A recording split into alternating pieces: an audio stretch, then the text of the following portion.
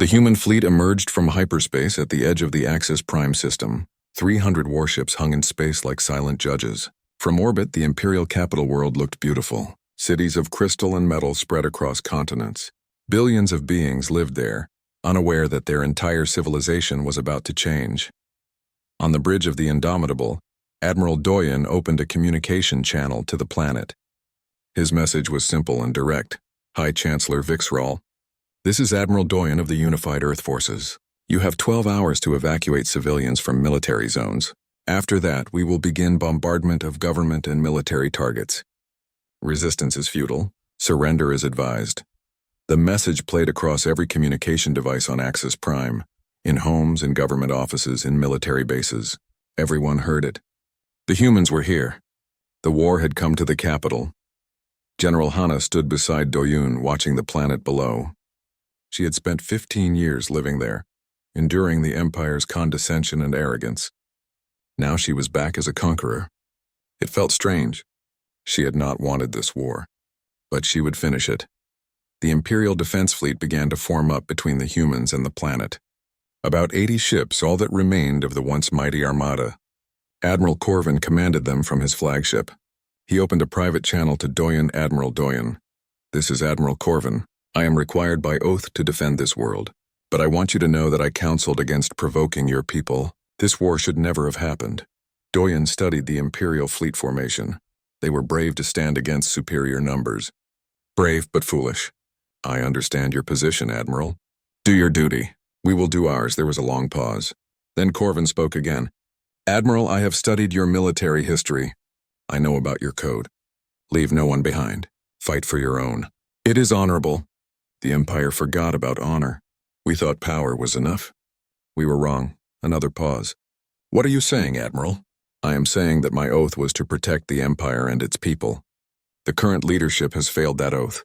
They started an unnecessary war. They harmed an ally. They endangered trillions of lives for political games.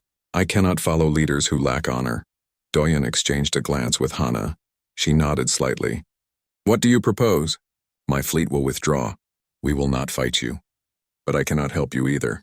My people did not cause this war and they should not die in it. I will evacuate civilian areas and ensure safe passage for your forces.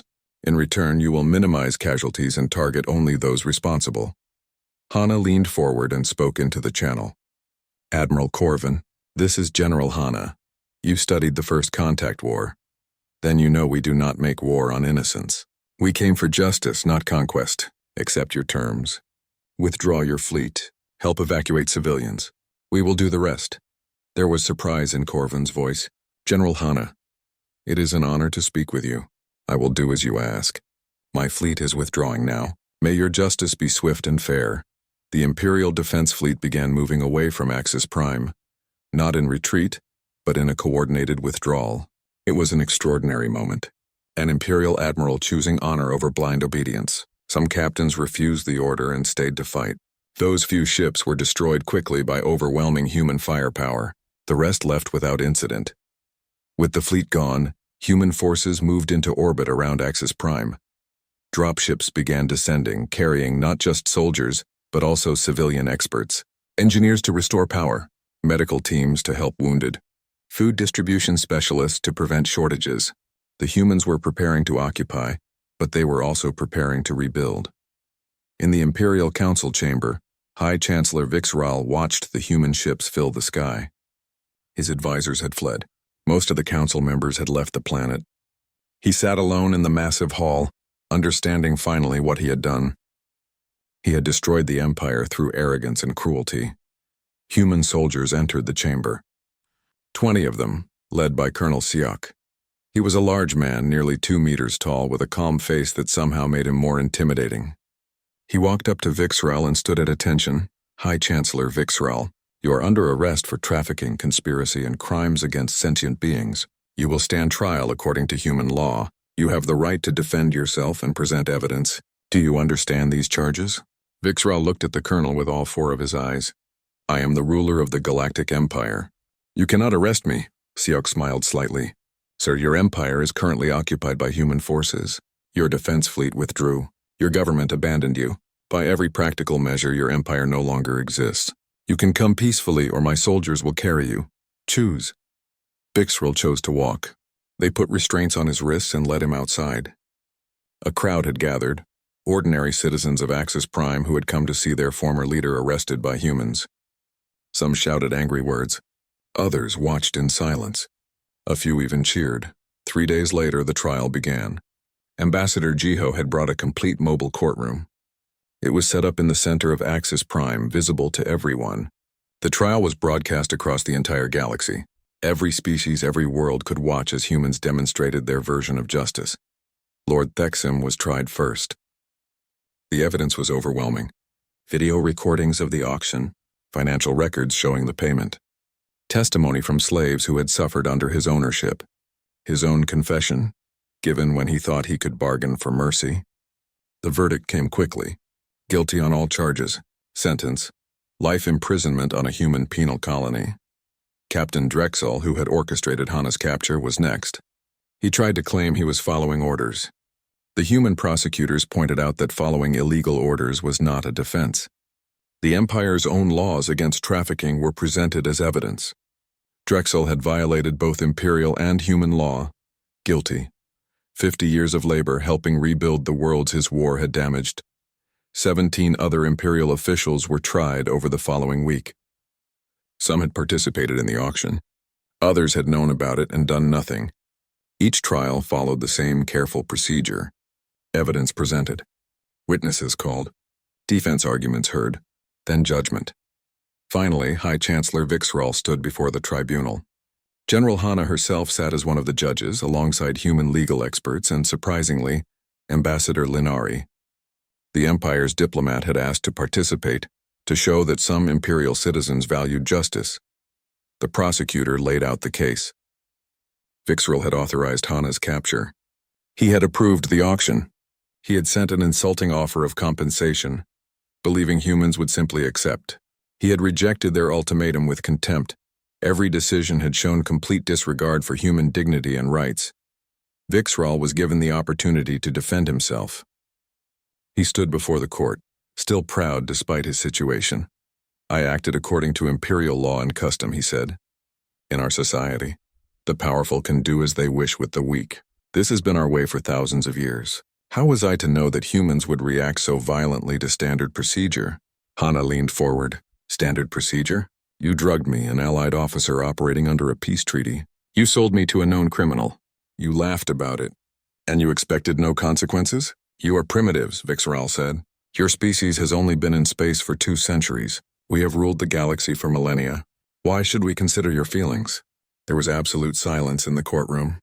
Hana stood up slowly. Because, Chancellor, principles matter more than age. Honor matters more than power. And dignity matters more than technology. You ruled for thousands of years, yes. But you ruled through fear and contempt.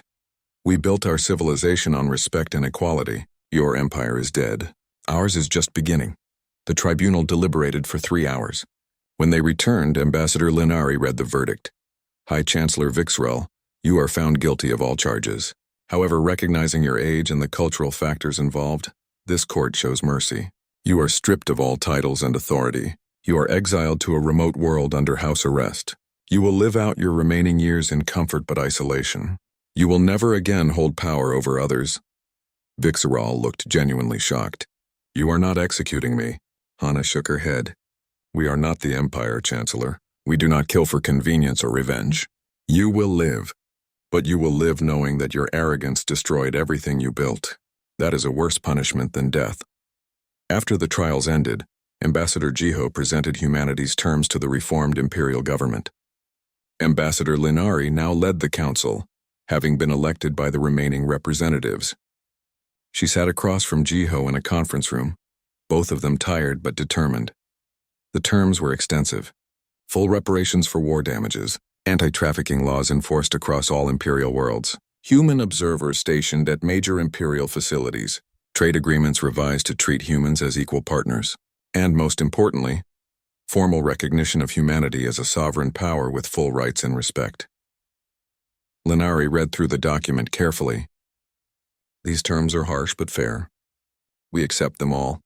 The new government will implement these changes immediately. She looked up at Jiho. Ambassador, may I speak frankly? Please do. We were arrogant fools. We believed our age gave us wisdom.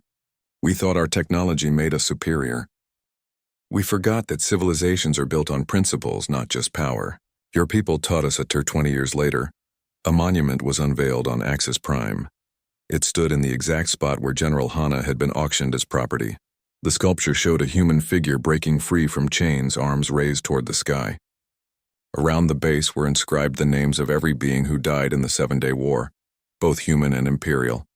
Thousands gathered for the ceremony. Humans and aliens stood together. Some were old enough to remember the war. Others were children born after the peace. They came to witness history being remembered, to ensure the lessons learned would never be forgotten. General Hana stood before the monument.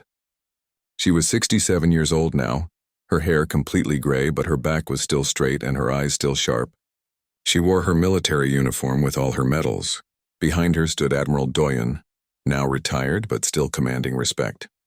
Captain Mina was there too, now an admiral herself, leading the human defense forces.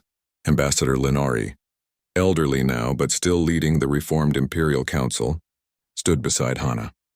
The two women had become unlikely friends over the years. Together they had rebuilt the relationship between their peoples, brick by careful brick. Linari spoke first, her voice carried across the crowd by speakers. 20 years ago, we made a terrible mistake. We believed our age made us wise. We thought our power made us right. We forgot that all beings deserve dignity and respect. A human general was sold as property because we thought humans were beneath us. We were wrong. The war that followed taught us the price of arrogance. She turned to look at the monument. This statue stands as a reminder, not of human victory or imperial defeat, but of a moment when one civilization's crime became every civilization's lesson.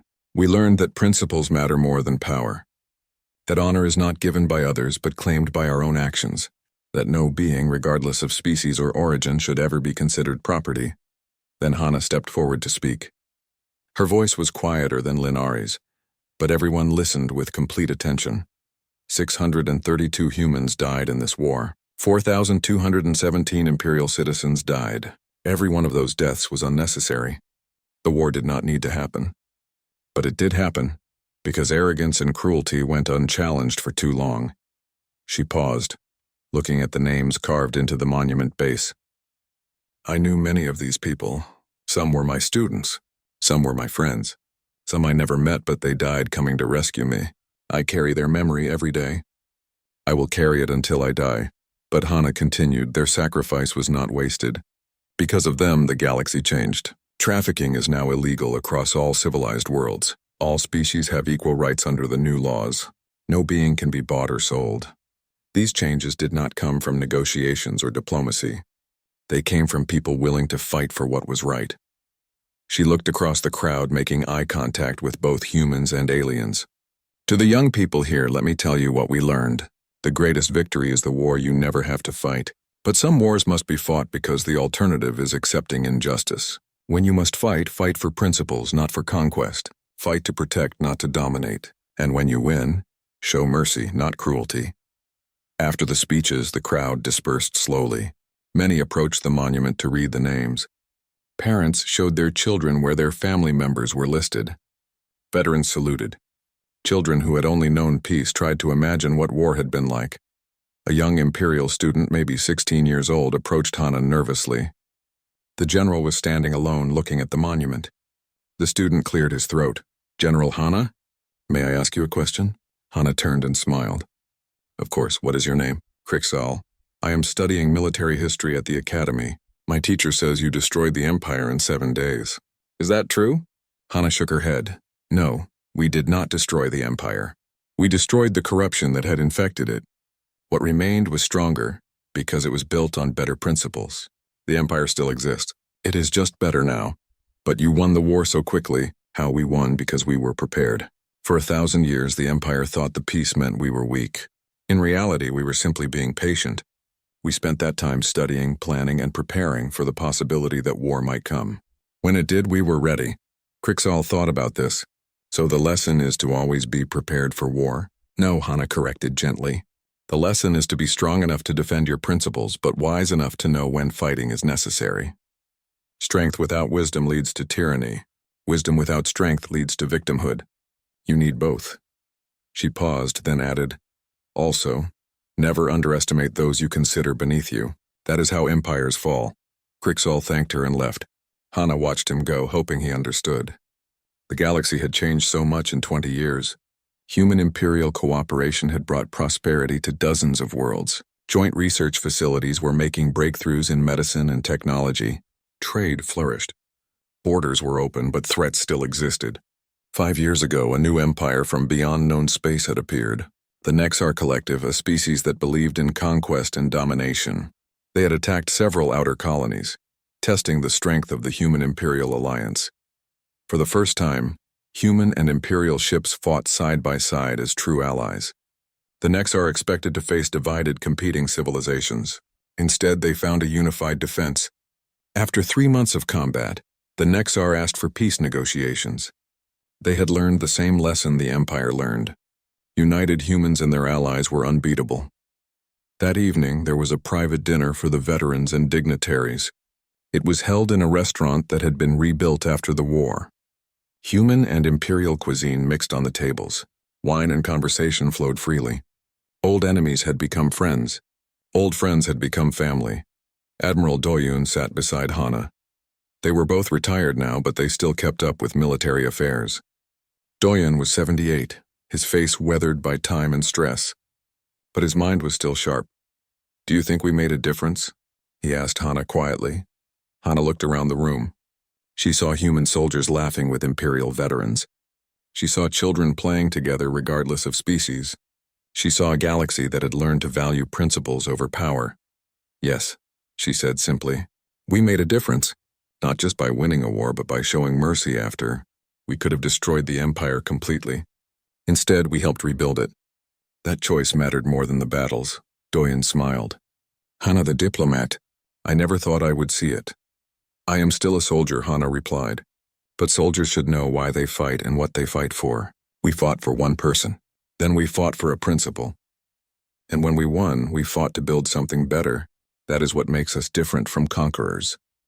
Ambassador Jiho joined their table. He was 80 now, long retired, but he still advised the diplomatic corps.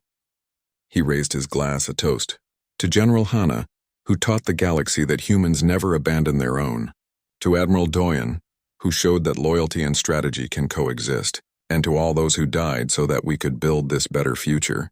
May we never forget their sacrifice. Everyone at the table raised their glasses. To the fallen, to the future, to hope. Later that night, Hana stood on the balcony of her hotel room looking out over Axis Prime. The city glowed with lights. Ships moved peacefully through the sky. It was hard to believe that 20 years ago, this place had been a war zone. Her communicator buzzed. It was a message from the Unified Earth Command. A new crisis was developing. Pirates were attacking trade routes in the frontier sectors. They wanted Hana to advise on counter-piracy operations. Hana smiled. She had told them she was retired. But service never really ended for people like her. She typed a response agreeing to review the situation. Then she added a note. "Send the operational plan to Admiral Mina. She commands now. I will advise, but the decisions are hers." That was how it should be. The old generation passing knowledge to the new. Teaching them not just tactics and strategy, but principles and honor. Making sure they understood why humans fought when they had to fight. A knock came at her door. Hana opened it to find Ambassador Linari standing there holding a bottle of wine. "I thought you might want company," Linari said, "and perhaps we could talk about the future." Hana welcomed her in. They sat together, two elderly women who had seen war and built peace. They talked about their grandchildren, about the new generation of leaders, about the challenges ahead, about hope and fear and everything in between. "Do you ever wonder what would have happened if we had not come for you?" Linari asked. "If humanity had accepted the compensation and moved on?" Hana considered the question. "I do not think humanity could have done that. Our entire culture is built on loyalty and mutual support. Abandoning me would have meant abandoning who we are. The war was inevitable from the moment Vixaral approved my sale. We should have understood that," Linari said sadly. "I tried to warn them, but they would not listen." "You tried. That matters." and you have spent 20 years making sure the Empire never makes that mistake again. That is all anyone can do. Learn from the past and build a better future. They sat in comfortable silence for a while, sipping wine and watching the city. Finally, Linari spoke again. Do you forgive us? Not just me, but the Empire. 7 days ago, the Empire took one of our own, Doyen said. His voice was calm but hard as steel. They drugged her. The human fleet emerged from faster-than-light travel at exactly the same moment across 50 different Imperial systems. 347 warships appeared like ghosts, becoming solid. For a brief second, Imperial sensors could not believe what they were seeing. Then the shooting started. At the Corvin shipyards, 12 human destroyers dropped out of hyperspace and immediately opened fire. The Imperial defense platforms had been built to withstand attacks from other Imperial ships. They were not ready for human weapons. Railguns firing solid metal slugs at incredible speeds tore through shields designed to stop energy weapons. Missiles with electronic warfare packages confused targeting systems. Within 10 minutes, the shipyards were burning. At the Bellis communication hub, human hackers did their work. They had been planning this for years, quietly mapping Imperial networks during the peace. Now they unleashed viruses that shut down communications across 3 sectors. Imperial commanders could not talk to their ships. Ships could not coordinate with each other. The Empire was going blind and deaf. At the military academy on Praxis 4, human marines landed from orbit. They came down in drop pods, crashing through the atmosphere like falling stars. The cadets inside barely had time to grab weapons before humans were already in the hallways. But the humans did not kill students. They secured the facility, locked the cadets in their dorms, and destroyed the academy's military database. Then they left. The whole operation took 30 minutes. Across Imperial space, the attacks followed the same pattern.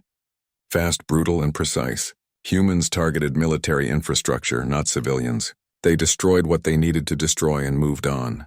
No occupation, no territory claims, just surgical strikes that left the Empire reeling. Admiral Doyen led the main fleet directly to Nexus 3rd. 30 warships dropped out of hyperspace above the planet. The local defense fleet tried to form up, but they were too slow. Human missiles reached them before they could raise shields. Energy beams cut through hulls. In less than 5 minutes, the defense fleet was debris.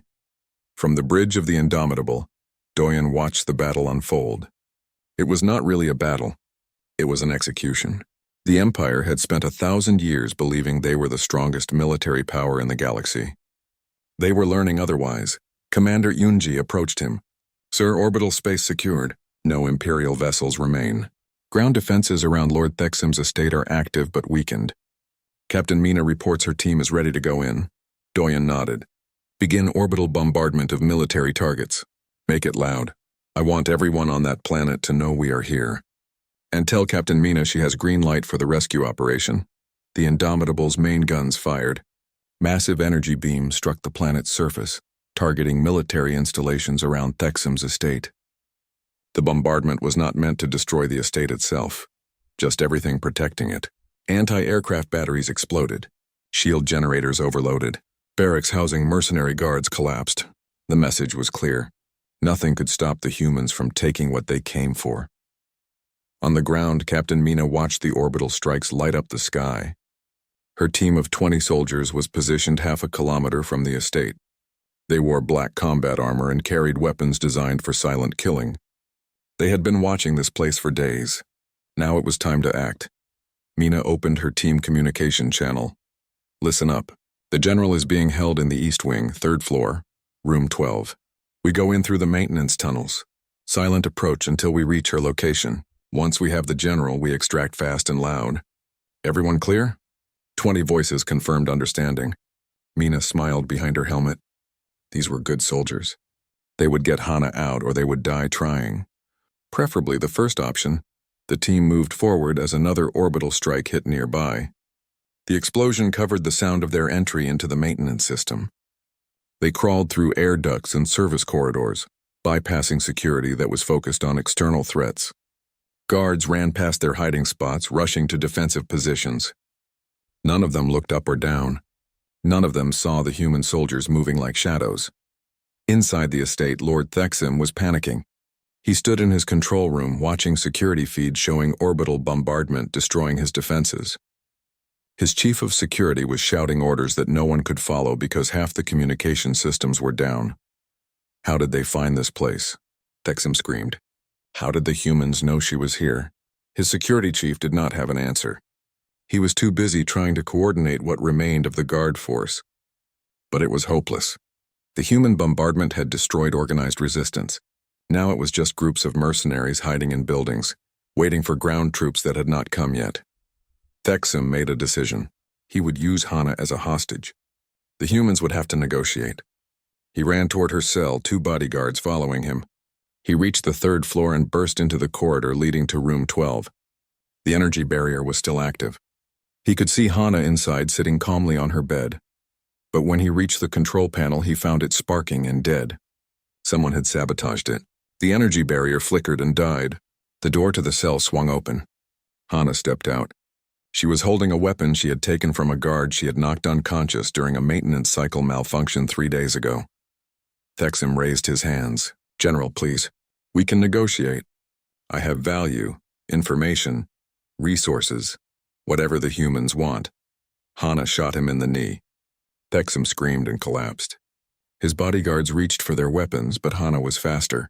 2 shots, 2 bodies falling. She walked up to Thexim and stood over him. You asked what my people would do when you bought me, Hana said quietly. Listen. Outside, the sound of orbital bombardment continued. Ships flew overhead. Explosions echoed. Thexim listened and understood. The humans had come with warships. They had come with armies. They had come to take her back by force. That is your answer, Hana said. Now you will stand trial for trafficking. You will face human justice. Death would be too kind for you. Captain Mina and her team burst into the corridor seconds later, weapons ready. They found Hana standing over 3 bodies, 1 wounded and 2 dead. Mina lowered her weapon and smiled. General Hana. Good to see you again. Hana handed Mina the weapon. Captain. Excellent timing. This one, she pointed at Thexim, is coming with us. He stands trial. 2 soldiers moved forward and secured Thexim. They wrapped his wound and dragged him to his feet. He was crying now, begging for mercy. No one listened. Mina handed Hana a fresh uniform and combat vest. The general changed quickly, ignoring the men's presence. When she was ready, she looked like the Iron Phoenix again. Not a victim. Not a prisoner. A soldier. What is the situation? Hana asked as they moved toward extraction. Complete success across all targets, Mina reported. We have hit 50 systems simultaneously. Imperial communications are down. Their defense fleets are scattered. Admiral Doyen is in orbit with 30 warships. The way home is clear. Casualties, light less than expected. Turns out the Empire was not as ready as they thought. Hana smiled grimly. They spent 1,000 years believing their own propaganda. We spent 1,000 years preparing for this exact situation.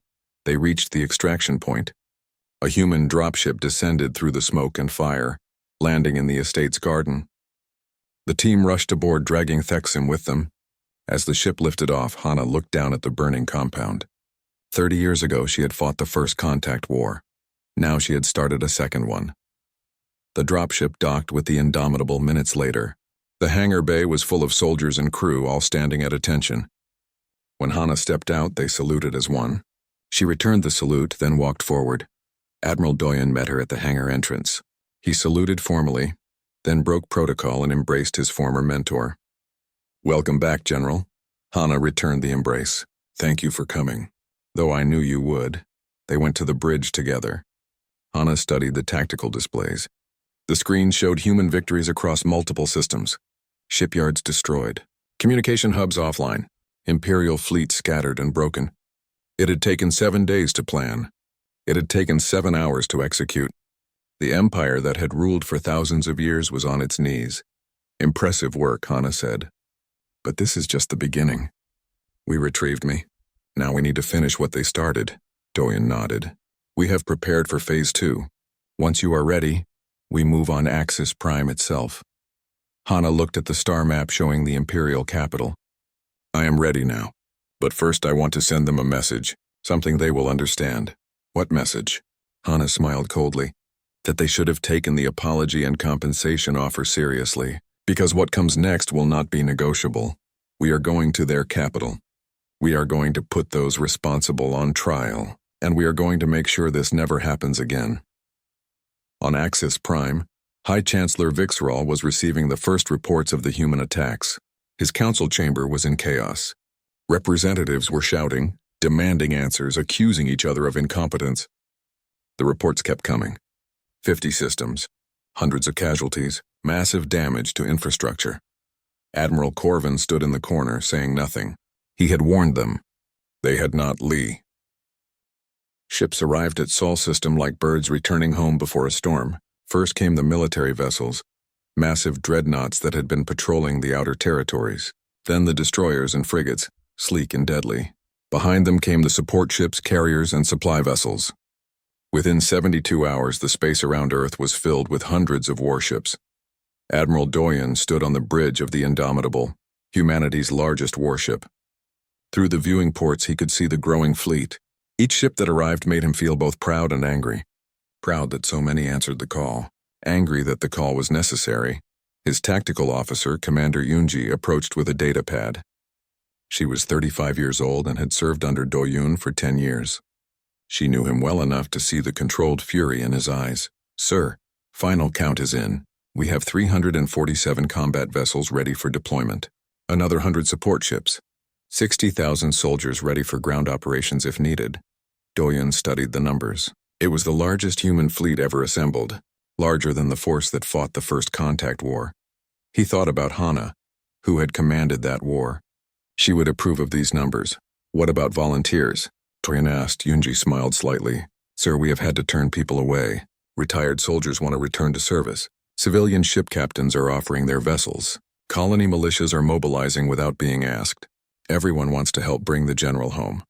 That warmed Doyen's heart a little. The Empire thought humans were divided, weak, focused only on profit. They were learning otherwise. When someone hurt one human, all humans felt it. When someone took one of their own, all of them came to take her back. Signs had appeared on ships across the fleet. Hand-painted messages on hull plating, digital displays on command screens. They all said similar things. For General Hana, no one left behind. Remember the Phoenix. The soldiers were not just following orders. This was personal for every single one of them. Show me the battle plan, Doyen ordered. Yunji pulled up a holographic map of Imperial space. Red dots marked human targets. There were dozens of them. Military bases, shipyards, communication hubs, government buildings. The plan was not subtle. It was not meant to be. 3 main strike groups, Yunji explained. First group hits military targets in the outer sectors. Draw their forces away from the core worlds. Second group takes out their communication network. Make it hard for them to coordinate a response. Third group, led by you, goes directly to retrieve General Hana once we locate her. And Captain Mina? Doyen asked, already deployed. The silent verdict left 3 days ago. She is gathering intelligence and searching for the general's location. Doyen nodded. Mina was the best at covert operations. If anyone could find Hana in the vast empire, it would be her. He looked at the battle plan again. It was aggressive, maybe even reckless, but it would work. The Empire was not ready for this. They thought humans would negotiate. On Axis Prime, High Chancellor Vixral was just waking up when his aide burst into his private chambers. The aide was breathing hard, clearly panicked. Chancellor, we have received a response from the humans regarding General Hana. Vixral yawned. Good.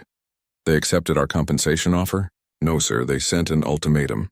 That got Vixral's attention. He sat up, all forearms moving to adjust his sleeping robes. An ultimatum? From humans. The aide handed him a data pad. Vixral read the message from Ambassador Jiho. It was short. Return General Hana within 7 days. Hand over everyone involved in her capture for trial. Pay reparations for this crime. Refuse and face the consequences. Vixral read it twice, then started laughing. His aide looked confused. Consequences? Vixral said between laughs.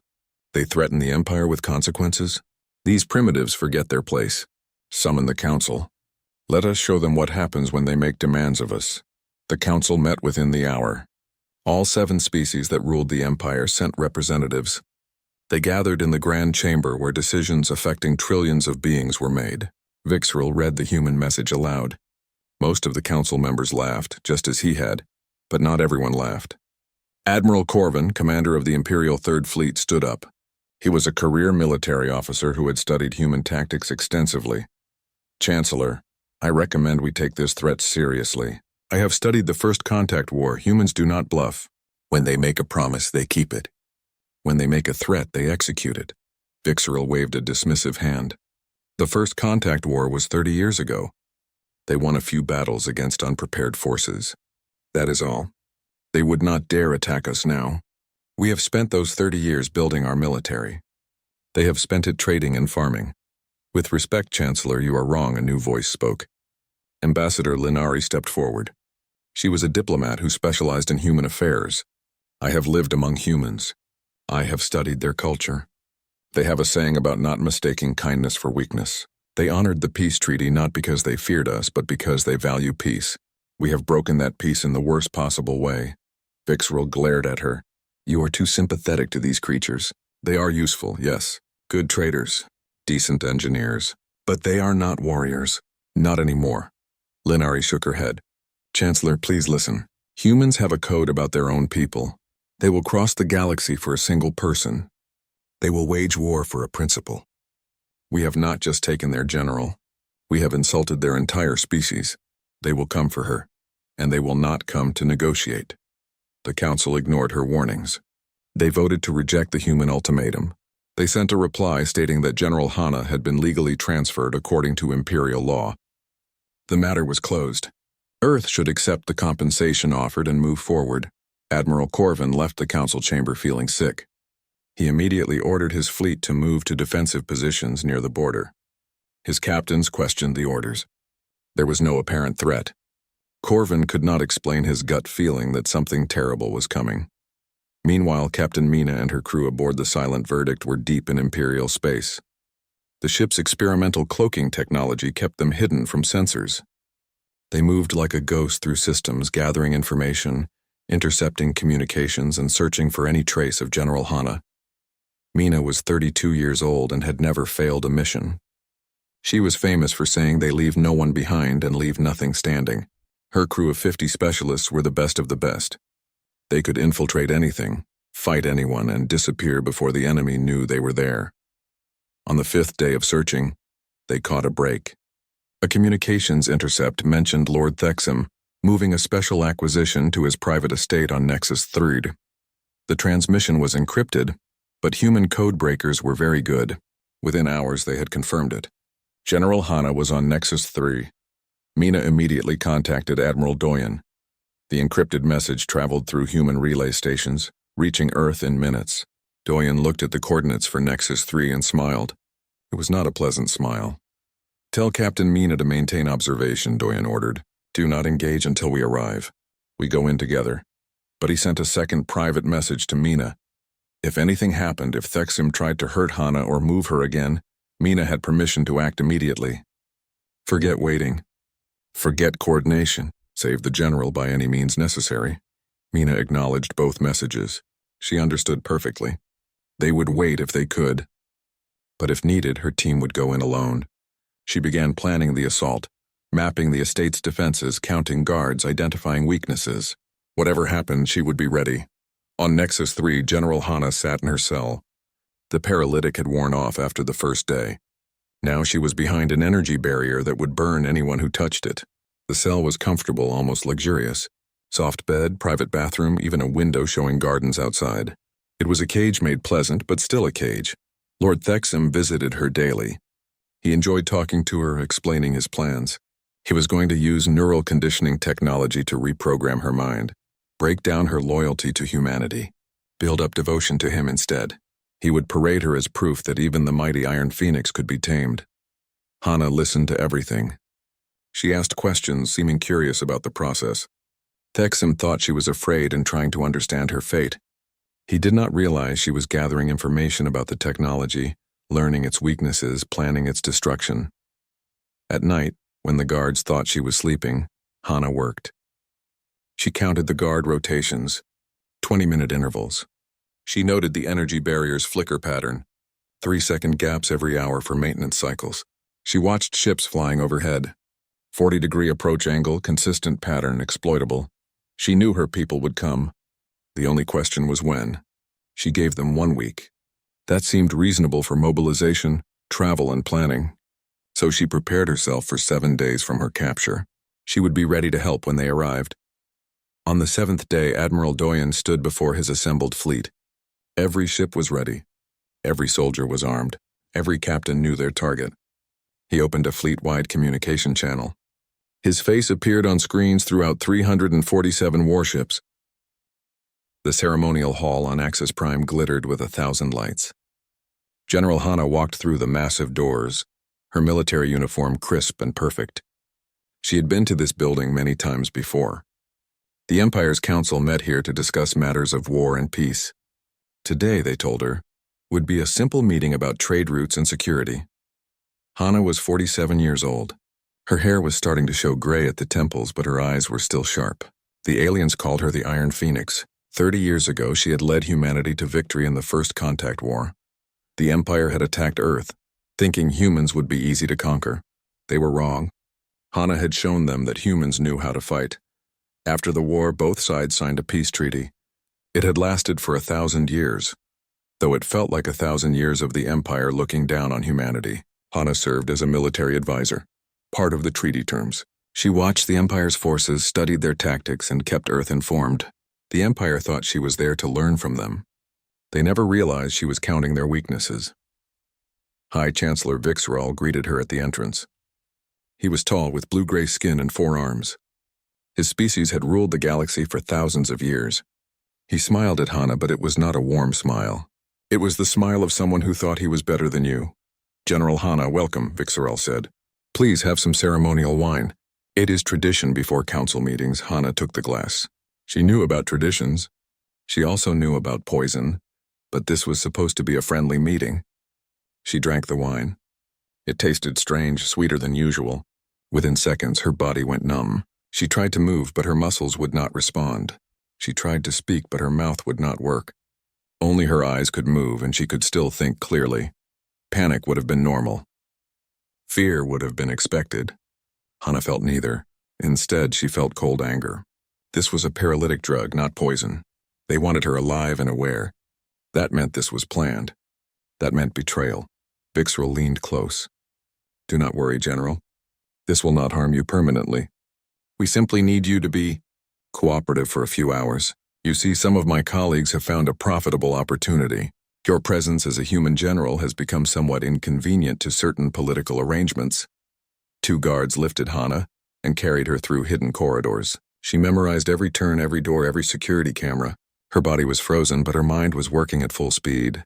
They took her down into underground levels, places she had never seen before. Finally, they entered a massive chamber filled with wealthy aliens dressed in expensive clothes. It was an auction house. They placed Hana on a raised platform under bright lights. An auctioneer stepped forward, a thin alien with a voice that carried across the chamber. He began speaking in the common galactic language. "Ladies and gentlemen, our final item tonight is quite special. A genuine human military officer. Not just any officer, but General Hana herself, the famous Iron Phoenix. Trained in combat, fluent in 17 languages, and possessing knowledge of both human and imperial military systems." Laughter rippled through the crowd. They found it funny. A human general being sold like property. Some made jokes about how humans thought they were equal to the Empire. Others discussed what they might do with such a purchase. Hana heard it all. She memorized their faces. The bidding started at 1 million credits. It climbed quickly. 2 million, 5 million, 10 million. These were astronomical sums, enough to buy a fleet of small ships. The bidders were not buying a servant. They were buying a symbol, proof that humans could be owned. A voice from the back called out 50 million credits. The chamber went quiet. A large alien pushed through the crowd. Lord Thexam, a weapons merchant known for his cruelty. He smiled at Hana with too many teeth. 50 million credits, he repeated. "I have wanted a human test subject for my neural conditioning technology. The general will be perfect." No one bid higher. The auctioneer brought down his hammer. Sold. Hana was now property of Lord Thexam. Guards released her restraints and dragged her toward Thexam. As they passed High Chancellor Betrayal, Hana managed to turn her head slightly. She looked directly at him. Her eyes promised something. Betrayal looked away. After she was taken away, Vixerel returned to his office and dictated a message to be sent to Earth's government.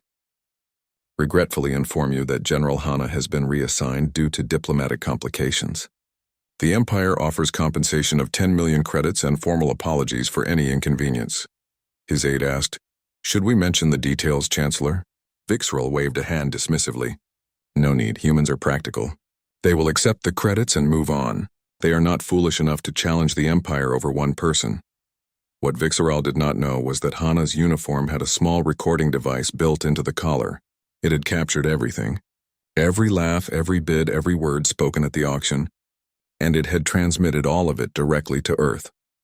17 hours later, the transmission reached the Unified Earth Command Center in Geneva. Admiral Doyen was in a strategy meeting when his aide interrupted. The young officer's face was pale. "Sir, you need to see this immediately." They played the recording on the main screen. Doyen watched in silence. His staff watched with him. They saw Hana drugged and paralyzed. They saw her displayed on the auction platform. They heard the laughter and the bids. They heard her sold for 50 million credits.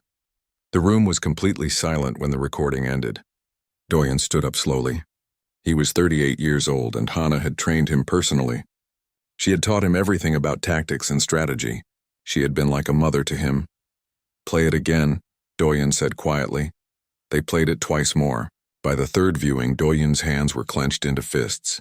When it finished, he turned to his communications officer. "Send a priority alert to every human ship in the galaxy. Full recall. Every vessel returns to Sol system immediately.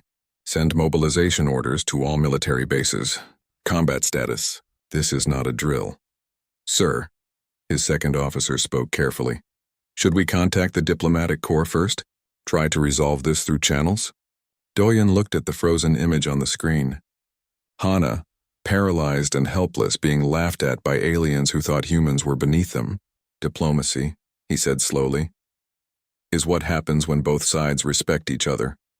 This," he gestured at the screen, "this is not diplomacy. This is war." Within hours, human ships across the galaxy received the recall order. Captains abandoned trade missions. Explorers turned their ships toward home. Military vessels began calculating jump routes back to Earth. No one questioned the orders. No one hesitated. One of their own had been taken. That was enough, Ambassador. Jiho was pulled from a reception on the colony. World of New Sol. He watched the recording in his private shuttle on the way back to Earth. He was 55 years old and had spent his entire career trying to build bridges between humanity and the Empire. He had believed in peaceful coexistence. He had argued that humans and aliens could learn to respect each other. The recording destroyed those beliefs. Not because of the slavery itself, though that was horrible enough. What broke his faith was the laughter, the casual cruelty, the complete dismissal of human dignity. They did not see Hana as a person. They saw her as a thing to be bought and owned. When Jiho arrived at Earth, he went directly to the Unified Council chamber. The council was already in emergency session. Every representative was present, even those who had to join by hologram from distant colonies. The vote took 15 minutes. Every single representative voted the same way. Humanity would mobilize its complete military force. They would retrieve General Hana. They would punish those responsible. And they would teach the galaxy a lesson that would echo for 1,000 years. As the council adjourned, Doyen sent one final message. It was encrypted and sent to every human ship, every military base, every colony in human space. The message was simple, just 4 words: "Come home. We fight.